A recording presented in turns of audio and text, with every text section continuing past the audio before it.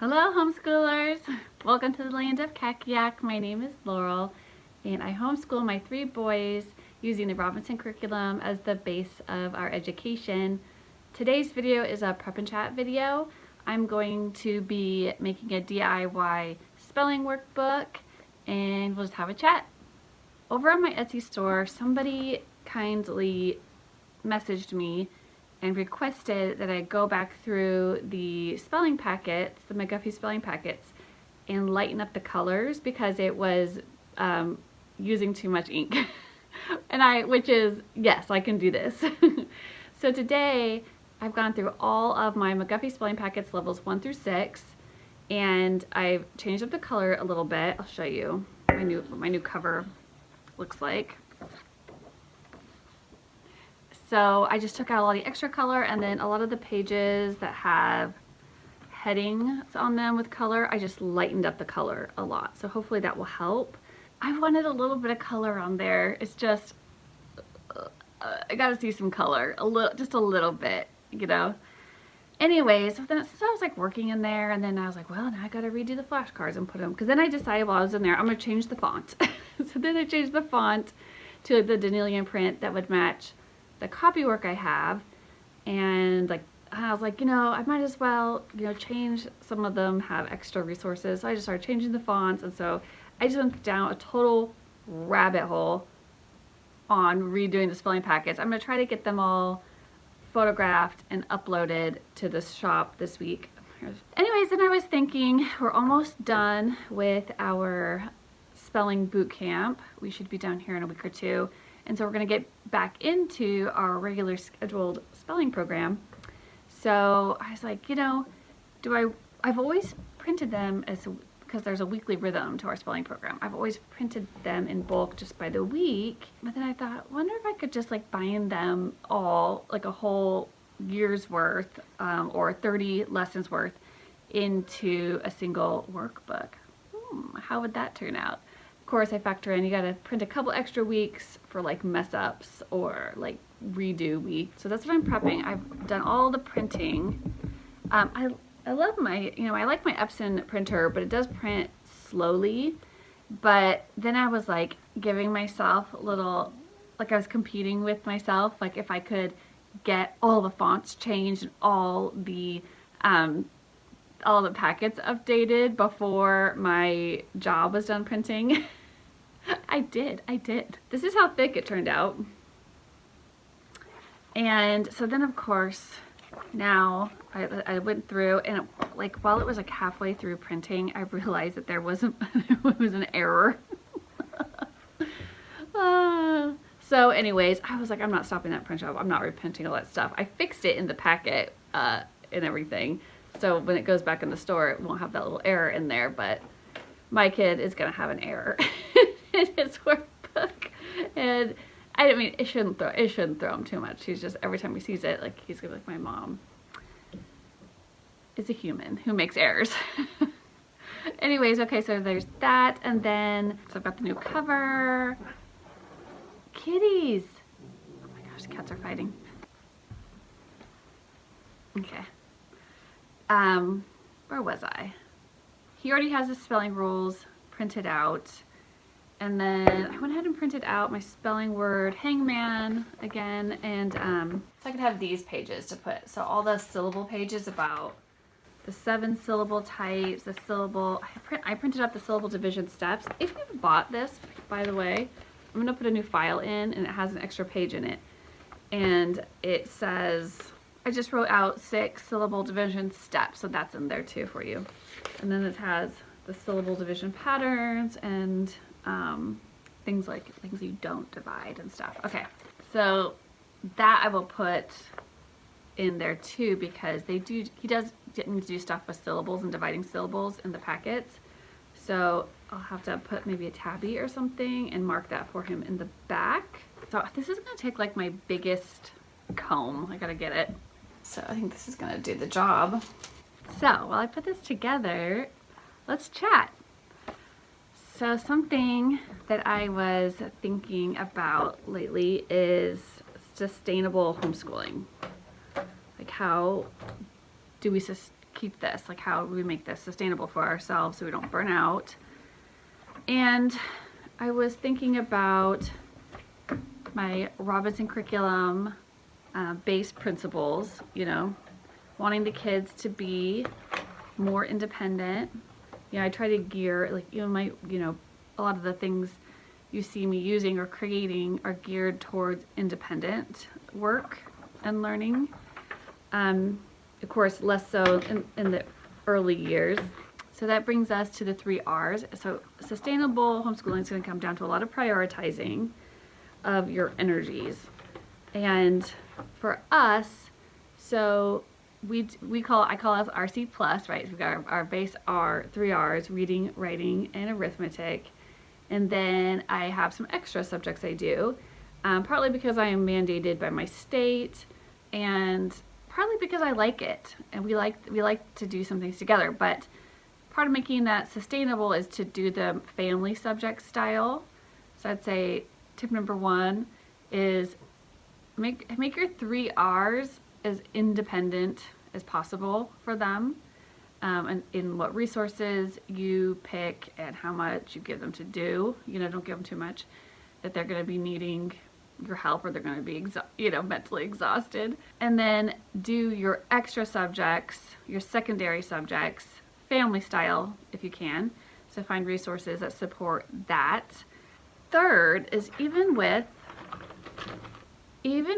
family subjects, I only have so much time and energy in me to conduct those subjects. So for us, our family subjects are Bible, science, usually so far. My oldest, he's going into 7th grade, and I think this upcoming year will be the first year that science is not a family subject with him. I'm just going to let him go for it with his apologia, and I'll just be focusing, I'll be doing family style science more for my younger 2 together then. So right now it is for us like Bible, science, history. We're going to continue on history even as a family subject, even as he gets older, probably up until high school. And like any other special type of thing that we do, like right now we're doing spelling boot camp.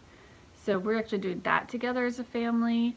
And I just have, levels kind of that for like my toddler's in here with us, or my 4-year-old, right? So he has his own little spelling activities that he's doing while I'm working with the 2 older boys.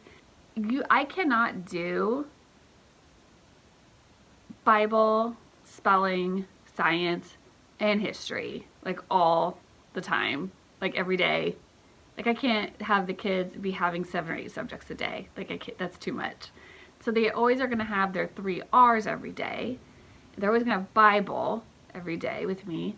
But so I really have to pick, I have to be very intentional about what other subjects we're doing. So I alternate, I've said this before, the 2 big ones, history and science. But I just go through units, and we don't do them every day.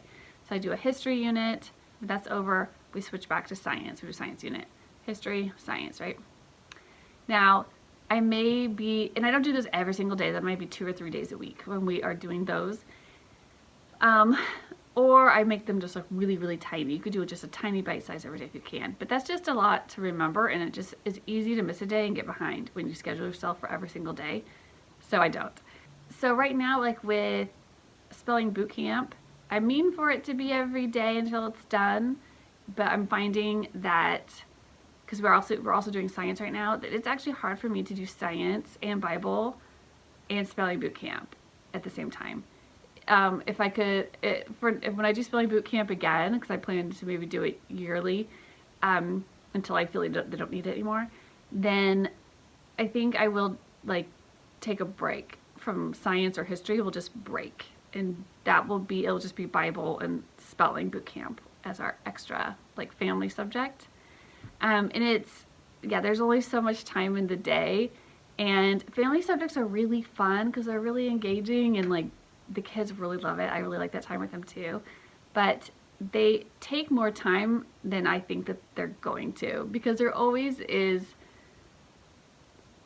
spontaneous conversations and discussions and little rabbit trails, and now you want to look up this or that, or you stop and think, you have to get a book, you know what I mean, with these kind of activities. So yeah, if you are having, you know, plus subjects like me, I would not have more than maximum 2. And if you have 2 extra subjects on top of your 3 R's that you're doing, I'd make sure one of them is pretty quick. So for us, that usually that's Bible. Like Bible, I don't want Bible to take more than 20 or 30 minutes at the very, very most, because we like to do that first thing in the morning. And they're always free. They can always like pick up their Bible and look deeper into something on their own time afterwards. But I try to keep that like moving along pretty well. Or otherwise things just get too haywire. I feel like I used a lot of words and that I probably didn't. I probably could have said this more clearly. So maybe to be sustainable, make your 3 R's highly independent, highly focused and independent work.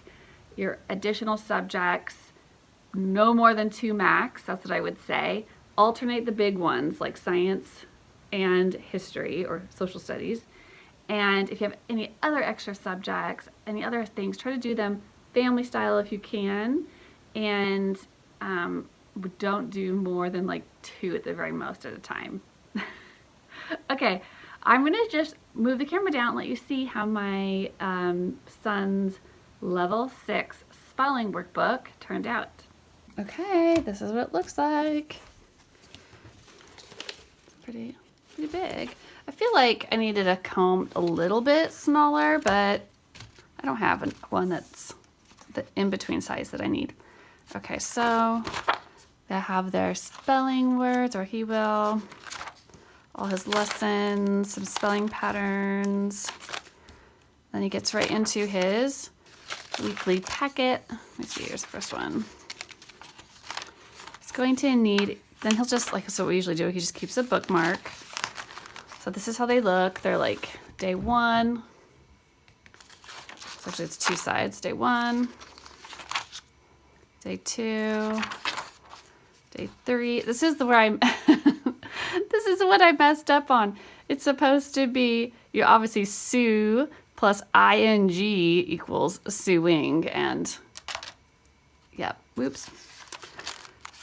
4, day 5, day 6 is the spelling test, and then it starts over. And then in the back, I will have his spelling division pattern stuff. It's printed on the same, on the front of it, but I didn't want to reprint, so let's give him a little tab, tape it in so it doesn't come off. There. So that way, if he's like working and he's like, oh yeah, I need to look at my spelling division patterns, he knows right where they are and he can just open up to them, or if he needs to see his steps. All right, okay, well, that's all done for him. Now I just have to make one for my 2nd grader.